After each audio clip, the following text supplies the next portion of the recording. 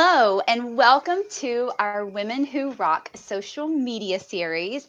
I am excited about our first guest, and her name is Jennifer Burr, and I am going to let her introduce herself to all of us. Hi, I am Jennifer Burr, and I am a senior trunk keeper with Matilda Jane Clothing. I also run a small group called Girls with Goals, and I live in Columbus, and I live with my husband and my three girls, and that's about it for me. So tell us how you got started in Matilda Jane, what led you to start selling kids and adult clothing, which I had no idea, and boy clothing. So tell us a little bit how that started and how you got involved with Matilda Jane. So, the way that I got involved with Matilda Jane is a friend of mine had a trunk show, which is just a fancy word for a party. And I went and I liked the clothes. They were great. But then I started noticing that they lasted a long time because they put these like panels in them so that they stretch and they can wear it as like a dress and then a tunic and a top. And so much was just so great about it. Stains came out easily. And I noticed that even though I was paying a little more, that it was lasting longer. And so I started looking more into the company, and that's when I really fell in love with Matilda Jane. And so, how long have you been selling Matilda Jane clothing? I am getting ready to start my 5th season. So that means, I've been with Matilda Jane for a while. So you have some of the earlier stuff. Like, when did they start having consultants, I guess? Has it been a while? It's been a while. In 2006, Matilda Jane started, and that's when they started having consultants a little bit later than that. But it was one of those things where it was too good to, pass up when I was offered the opportunity. One thing that people don't know is Matilda Jane actually red zones zip codes. And so to keep from having too many and like flooding the system, they only allow so many. So it really helps. I like that. I like that. Yeah. So, it looks like you're in your Matilda room because I see clothes behind you.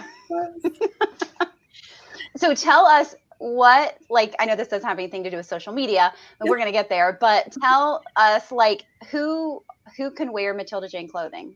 Matilda Jane Clothing is for everyone. Um, I started with my little girls. That's who I first started buying for. And a lot of my customers start with their children. And it's mostly like a whimsical girls line. And we believe like in like twirling and keeping a little girl as long as possible. And so that's where most people start. And then they start saying, like, oh, there's a matching outfit for me, or there's something for dad, and we have pictures coming up. And then everybody starts getting into it, and your entire family ends up wearing it. So most of my customers are women, but I do have some men customers that purchase from me. That's awesome. I Yeah. love that. So tell me a little, or tell our audience, all of us, a little about your journey with social media. Because when I first met you, I think it's fair to say you were a little quieter on social media. Would you agree? I Okay. wholeheartedly agree with that. So Yes. tell us about your journey from basically, and this is my mind, this is my opinion, first, so don't be offended. That you Well, were, I just felt like you were this shy person not coming out of her shell, and then all of a sudden, I feel like you're becoming this like social media superstar. So tell us about that journey and what led you to become more open and doing Facebook Lives and all that good stuff. right. So what happened is my group was not going the way that I wanted it to. I went almost an entire season with less than like probably 25 people being added to my social media. And I knew that I either needed to up my game or I was never going to get anywhere. So I think if you want that growth, you have to personally grow as well. Absolutely. Absolutely. So, where was your group at? Your Matilda Jane group? Where was it at? you said your first season, do you know how many people you had in the group? I don't have exact numbers, but it was less than 300. And in the last, I think you and I spoke and we kind of got our plan together. And after you and I spoke and I started implementing everything that we worked on, I have actually grown over 150 members since February. Yes. So That's amazing. It's it all is. organic, no Mhm. paid ads or anything like that, right? No, That's no, amazing. it has nothing to do with paid ads. That's awesome. That's amazing. Yeah, I love that. And it is. then most recently, you've Mhm. also started a goals group.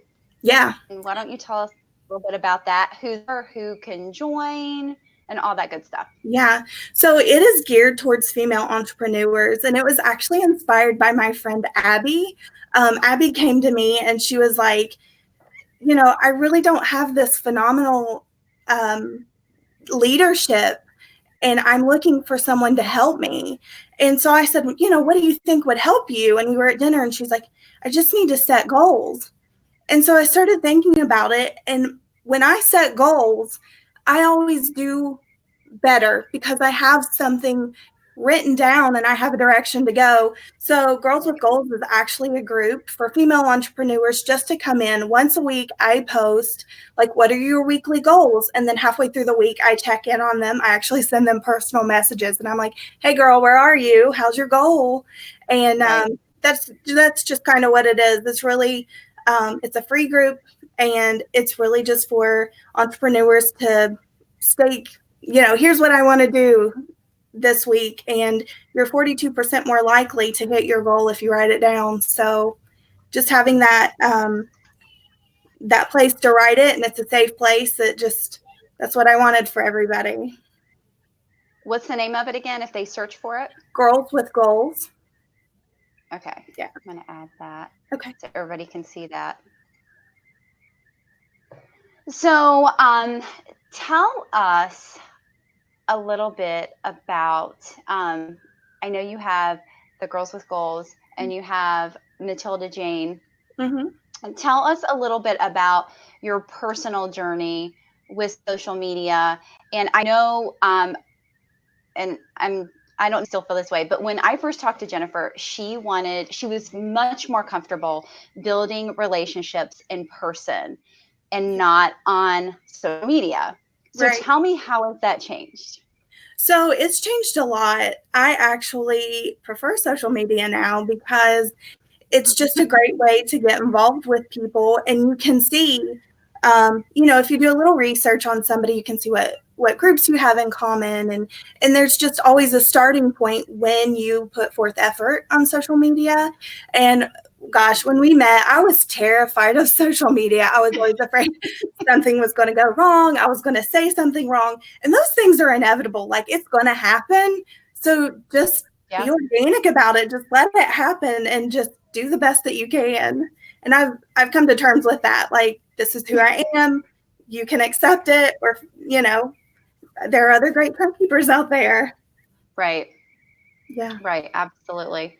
Absolutely. So somebody that is in similar situation, maybe they're introverted and they're like, I could never do a Facebook Live. I could never grow my business on social media because I'm too scared. What advice would you give them? Just do it. Just try it. I think that's what you have to do. You always say 5, 4, 3, 2, 1. It's the same with social media. You just really have to put yourself out there. There's no, like I said before, there's no growth unless you kind of go out a little bit on your comfort zone. And it gets better. It gets easier the more you do it. The first time I did it, I was like, I'm never doing this again. This is like the worst thing ever. And now I prefer to go live. It's just a way to interact a little closer with my customers and my friends. Awesome. I love it. I love it. So that's all the questions I have for you. Is there anything else that you want to share with our audience or anybody that's, struggling with social media? I think if you're struggling with social media, I think it's one of those things where find a comfort zone and just keep pushing. I started going live in a smaller group of, 150 people. And as my group has grown, I've been more comfortable with it. And I went live the other day in a group that wasn't even mine. And so the more you do it, the easier it gets. Just give it a Right. try. You're going to get more positive out of it than negative. All right. I do actually have one more question, and it's really quick. Okay. You just have to answer one thing. The first thing that comes to your mind. Okay. What has led to your biggest success in 2019? Meeting the right people. I think when you get the right introduction and you meet the people who are your tribe, who really want what's best for you, it makes it easier with social media because you do have those people that are cheering you on, and that helps so much. Yes, absolutely. I love it. I love it. So I will drop some links below, ways to get into Jennifer's Girls with Girls group, her Matilda Jane group, and that way you can contact her or shop with her if you're interested. And also I will put her in this, so if you guys want to become friends with Jennifer, she's a great person to have in your circle. So I appreciate you, Jennifer. Thank you so much for agreeing to do this interview. She was actually our member of the week in the Passion Hustle Grow group. So congratulations on that too. And thank you so much for being a part of our group and being so amazing. Thank you so much. All right. Thank you. Have a good day. You too. Bye, guys. Bye.